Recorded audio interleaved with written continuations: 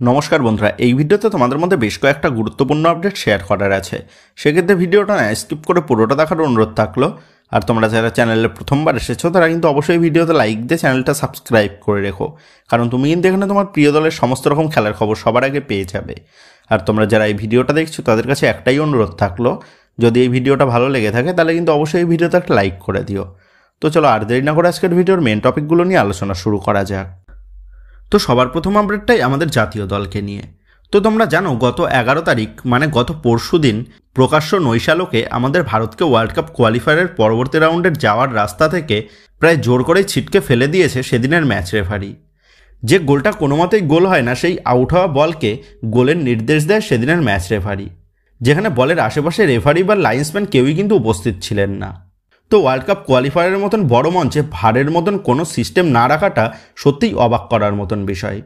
তো যাই হোক, আমাদের এআইএফএর প্রেসিডেন্ট কল্যাণ চৌবে তিনি জানিয়েছেন তারা ফিফার দ্বারস্থ হবেন ইন্ডিয়া ভার্সেস কাতার ম্যাচের ওই চুরির ঘটনা নিয়ে, এবং ফিফাকে তারা জানাবেন যাতে সেই ম্যাচের ম্যাচ রেফারির বিরুদ্ধে কড়া শাস্তি নেওয়া হয় এবং ক্ষতিপূরণের ব্যবস্থা যাতে করা হয় সেই বিষয় নিয়ে তারা জানাবেন। তো কল্যাণ চৌবের নেওয়া এই সিদ্ধান্তটা সত্যিই ভালো লেগেছে। তবে এই বিষয়ে একটাই কথা বলবো, আদতেও কি এই পদক্ষেপ নিয়ে আমাদের কোনো লাভ হবে? এই পদক্ষেপ নেওয়ার পর কি ফিফা আমাদের পরবর্তী রাউন্ডের জন্য কোয়ালিফাই করিয়ে দেবে? তো ফিফা কিন্তু এইরকম কোনো কিছুই করবে না। ইভেন 10 থেকে 15 দিন পর আমরা কিন্তু এই বিষয়টা ভুলে যাব। আর সবথেকে বড় কথা, আমরা যদি সেদিন পরবর্তী রাউন্ডের জন্য কোয়ালিফাই করেও যেতাম, তাহলে কি আমাদের জাতীয় দলের এইরকম জঘন্য পারফরমেন্স নিয়ে কি আমরা আশা করতাম যে পরবর্তী রাউন্ডে আমরা ভালো পারফরমেন্স করব? সেটা কিন্তু কখনোই হতো না। এআইএফএফের যেদিকে নজর দেওয়ার দরকার সেই দিকেই কিন্তু তারা নজর দিচ্ছে না। এআইএফএফের যদি সত্যিই আমাদের ভারতীয় ফুটবল নিয়ে চিন্তা থাকতো, তাহলে গত ম্যাচের পরই কিন্তু ইগোর স্টিম্যাককে স্যাক করে দিত, যেটা কিন্তু এখনও পর্যন্ত করেনি এআইএফএফ। আর ইগোর স্টিম্যাক নিজে ইচ্ছায় পদত্যাগ করবেন নাকি সেই নিয়েও কিন্তু যথেষ্ট সংশয় রয়েছে, কারণ ইগোর স্টিম্যাক বসে বসেই প্রতি মাসে ভারত থেকে আনুমানিক 5 লক্ষ টাকা করে স্যালারি পাচ্ছে। সেক্ষেত্রে ইগোর স্টিম্যাকের মতন লোক কিন্তু কখনোই এই সুযোগ হাতছাড়া করবে না। এর পাশাপাশি আমাদের ভারতীয় বংশোদ্ভূত যে সমস্ত প্লেয়াররা বিদেশি ক্লাবে খেলছে এবং তাদের মধ্যে যারা আমাদের জাতীয় দলের হয়ে খেলতে আগ্রহী, তাদেরকে আমাদের জাতীয় দলের হয়ে খেলানোর মতন কিন্তু কোনো পদক্ষেপই নিচ্ছে না এআইএফএফ, যেখানে অনেক আগে থেকেই কিন্তু এইরকম বড় পদক্ষেপটা নেওয়ার দরকার ছিল এআইএফএফের। বড় মঞ্চে গিয়ে বিদেশি লিগে খেলা এই সমস্ত ভারতীয় বংশোদ্ভূত প্লেয়ারদেরকে আমাদের ভারতের জাতীয় দল পেলে তাহলেই কিন্তু আমাদের জাতীয় দলের আগামীতে ভালো কিছু করার একটা সম্ভাবনা থাকবে। যেখানে বাংলাদেশের মতন দেশ তারা বিদেশি প্লেয়ারদেরকে তাদের সিটিজেনশিপ দিয়ে তারা তাদের জাতীয় দলের খেলানোর ব্যবস্থা করছে, সেখানে দাঁড়িয়ে আমাদের ভারতীয় বংশোদ্ভূত প্লেয়াররা যারা আমাদের জাতীয় দলে খেলার জন্য নিজেরাই ইচ্ছা প্রকাশ করেছে, সেখানে দাঁড়িয়ে কিন্তু এআইএফএফ এই সমস্ত প্লেয়ারদেরকে আমাদের জাতীয় দলের খেলানোর মতন কোনোরকম সিদ্ধান্তই নিচ্ছে না। এক কথায় বলতে গেলে যেই মসনদে বসছে সেই কিন্তু আমাদের দেশকে লুটেপুটে খাওয়ার চিন্তায় রয়েছে। আমার কথাটা শুনতে খারাপ লাগলেও এটাই কিন্তু সত্যি কথা, কারণ এতদিন পর্যন্ত কল্যাণ চৌবে কটা উন্নতির কাজ করেছে আমাদের ভারতীয় ফুটবলের জন্য সেটা কিন্তু বলা খুবই মুশকিল। হাতে গোনা কয়েকটা ভালো কাজ ছাড়া চলতি 2 বছর ধরে তেমন একটা উন্নতির কাজই কিন্তু এখনও করে দেখাতে পারেনি কল্যাণ চৌবে। আর কল্যাণ চৌবে নিযুক্ত হয়েই যে ভীষণ 2047 বলে চেঁচিয়েছিল, তাতে কল্যাণ চৌবের এইরকম ধীরগতি কাজ করলে 2047 কেন 2074এও যে আমাদের ভারতীয় ফুটবলে তেমন কিছু উন্নতি হবে তেমনটা কিন্তু বলা যাচ্ছে না।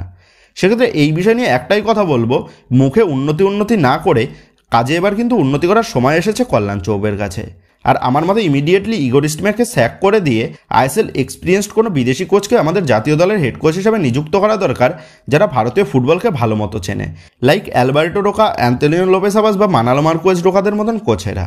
তো তোমরাও যদি আমার এই কথাতে সহমত হয়ে থাকো তাহলে কিন্তু অবশ্যই সেটা কমেন্ট করে জানিয়ে দিও। তো যাক, এবার যদি আইএসএলের আপডেট নিয়ে আলোচনা করা যায় তো সর্বপ্রথম মোহনবাগানকে নিয়ে আলোচনা করা যাক। তো গত পরশু দিন মলিনাকে মোহনবাগান দলের হেড কোচ নিযুক্ত করার পর মোহনবাগান দল নিয়ে কিন্তু এই মুহূর্তে বেশ কিছু বড় বড় আপডেট সামনে উঠে এসেছে, যাদের মধ্যে সর্বপ্রথম আপডেটটা মোহনবাগান দলের বাকি কোচিং স্টাফদের নিয়ে। তো এর আগেই তোমাদের জানিয়ে দিয়েছিলাম মোহনবাগান দলে যিনি নতুন কোচ নিযুক্ত হবেন সেই কোচের হাত ধরেই নতুন সহকারী কোচ আসার সম্ভাবনা প্রবল রয়েছে মোহনবাগান দলে। আর এই মুহূর্তে যে লেটেস্ট আপডেটটা উঠে এসেছে সেটা হচ্ছে, তো এর আগে যখন মলিনা আইএসএলে এটিকে দলকে কোচিং করিয়েছিলেন বা মেক্সিকোর ক্লাব অ্যাথলেটিকো দি সান লুইস দলকে তিনি যখন কোচিং করিয়েছিলেন, তখন তার সহকারী কোচ হিসাবে যিনি নিযুক্ত ছিলেন সেই আরেক high profile Spanish coach Pablo Amo, যে বর্তমানে স্পেনের জাতীয় দলের অ্যাসিস্ট্যান্ট কোচ হিসেবে নিযুক্ত আছেন। 2019-20 মরশুম থেকে 2022-23 মরশুম পর্যন্ত এই পাবলো অ্যামো স্পেনের অনূর্ধ্ব 18 দলকে তিনি কোচিং করিয়েছিলেন অ্যাজ এ হেড কোচ হিসাবে। আর এরপরই 2022-23 মরশুমে তিনি যোগ দেন স্পেনের জাতীয় দলের অ্যাসিস্ট্যান্ট কোচ হিসাবে। আর স্পেনের জাতীয় দলের সাথে তার চুক্তি শেষ হয়ে যাচ্ছে এই জুলাই মাসের 31 তারিখেই। আর এই মুহূর্তে যে লেটেস্ট আপডেটটা উঠে এসেছে সেটা হচ্ছে এই পাবলোকেই কোচ মলিনা আবারও তার সহকারী কোচ হিসেবে ভারতে নিয়ে আসতে চাইছেন। তবে আবার যেমনটা খবর, পাবলোর সাথে স্পেনের জাতীয় দলের চুক্তি বাড়তে পারে। সেক্ষেত্রে এখন এটাই দেখার বিষয় হবে এই পাবলো তার প্রাক্তন কোচ মলিনার কথা মতন সে স্পেন ছেড়ে মোহনবাগান দলে যোগ দেয় নাকি শেষ পর্যন্ত সে স্পেনের জাতীয় দলে স্টে করে। তবে আমার মতে পাবলো না আসলেও ম্যানুয়েল কাসকালানা কিন্তু যথেষ্ট ভালো অপশান হবে মলিনার অ্যাসিস্ট্যান্ট কোচ হিসাবে। কারণ যেহেতু অ্যান্তোনিও লোপেজ আবাস এবং মলিনার প্লেইং স্টাইল অনেকটাই এক, সেক্ষেত্রে কাসকালানার জন্য কিন্তু তেমন একটা অসুবিধা হবে বলে আমার মনে হয় না। তো যাই হোক, এর পাশাপাশি আরও যেমনটা আপডেট, কোচ মলিনা নতুন অ্যাসিস্ট্যান্ট কোচের পাশাপাশি হাই প্রোফাইল একজন সেট পিস কোচও তিনি দলে নিয়ে আসতে চাইছেন, প্লাস একজন নতুন গোলকিপার কোচকেও তিনি দলে নিয়ে আসতে চাইছেন, তেমনটাই আপডেট। সেক্ষেত্রে মলিনার ইঙ্গিত দেখে কিন্তু এটা স্পষ্ট যে তিনি নতুন কোচিং স্টাফদেরকে দলে নিযুক্ত করতে চাইছেন। তবে আমার পার্সোনাল মতামত হিসাবে গত মৌসুমে মোহনবাগান দলে যে সমস্ত বিদেশি কোচিং স্টাফরা ছিলেন, like Manuel Cascallana, goalkeeper coach Martin Ruiz এবং ফিটনেস কোচ অ্যালবার্টো লিনান, এরা কিন্তু যথেষ্ট ভালো অপশান হতে পারে মলিনার কাছে। আর এই সমস্ত কোচিং স্টাফদের সাথে যেহেতু মোহনবাগান দলের প্লেয়াররা মিশে গেছে, সেহেতু আসন্ন মৌসুমে কিন্তু তাদেরকে মানিয়ে নিতে খুব একটা সমস্যা হবে না। কিন্তু নতুন কোচিং স্টাফরা যুক্ত হলে তাদের সাথে কিন্তু মানিয়ে নিতে মোহনবাগান দলের প্লেয়ারদের আসন্ন মৌসুমে একটু সময় লেগে যেতে পারে। তো তোমার মতে নতুন কোচিং স্টাফদের নিয়ে আসাটা ভালো হবে, নাকি গত মৌসুমে যারা ছিল তাদেরকেই রেখে দিলে বেটার হবে মোহনবাগান দলে? এই বিষয়ে তোমাদের মতামতটা অবশ্যই নিচে কমেন্ট করে জানিয়ে দিও। তো এবার নেক্সট আপডেটটা বেরিয়ে আসছে মলিনার বিদেশি চয়ন নিয়ে।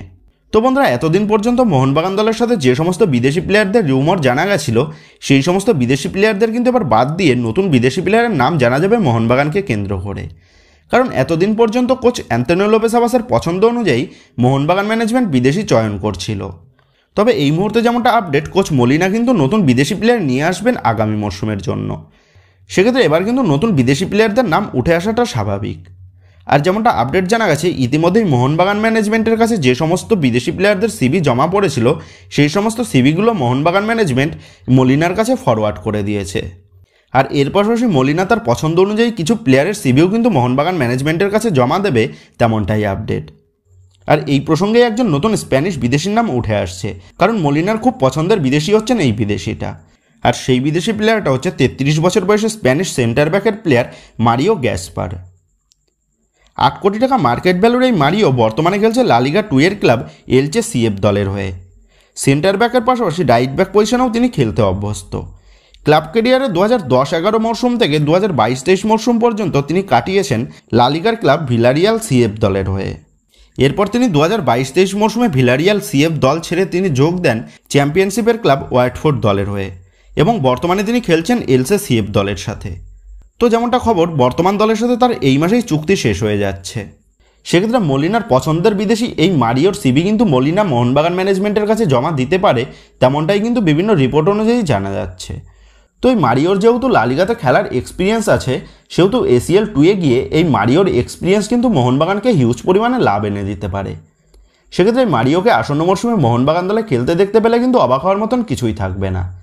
তো আসন্ন মরশুমে এই মারিও মোহনবাগান দলে যোগ দিলে মোহনবাগানের ডিফেন্সিভ লাইন আপের জন্য কতটা হেল্পফুল হবে, এই বিষয়ে তোমাদের মতামতটা অবশ্যই নিচে কমেন্ট করে জানিয়ে দিও। তবে নেক্সট এবং লাস্ট আপডেটটা বেরিয়ে আসছে আপুইয়াকে নিয়ে। তো আপুইয়া আসন্ন মরশুমে কোন দলে যোগ দেবে সেই নিয়ে কিন্তু সমর্থক মহলে সবথেকে বড় প্রশ্ন দানা বেঁধেছে। কারণ এই আপুইয়াকে নেওয়ার জন্য ইস্টবেঙ্গল এবং মোহনবাগান তারা যেমন রেসে রয়েছে, ঠিক তেমনই কিন্তু মুম্বাই সিটি এফসিও এই আপুইয়াকে দলে ধরে রাখার রেসে রয়েছে। যার ফলে বর্তমানে আপুইয়াকে নিয়ে কিন্তু একটা নাটকীয় পরিস্থিতির সৃষ্টি হয়েছে ট্রান্সফার মার্কেটে। এমনকি বেশ কিছু ইস্টবেঙ্গলের ফ্যান পেজ থেকে তারা দাবি করছে আপুইয়া ইস্টবেঙ্গল দলে চূড়ান্ত হয়ে গেছে। তবে আমার কাছে যতদূর খবর, আপুইয়া কিন্তু এখনও ইস্টবেঙ্গল বা মোহনবাগান কোনো দলেই চূড়ান্ত হয়নি। তবে বর্তমানে কিন্তু এই আপুইয়ার ড্রামাতে একটা নতুন টুইস্ট উঠে এসেছে। আর সেটা হচ্ছে গত 8 তারিখ স্পোর্টস ক্রীড়া তারা তাদের এক রিপোর্ট অনুযায়ী তারা দাবি করেছে খুব সম্ভবত আপুইয়া মুম্বাই সিটি এফসি দলে স্টে করতে চলেছে।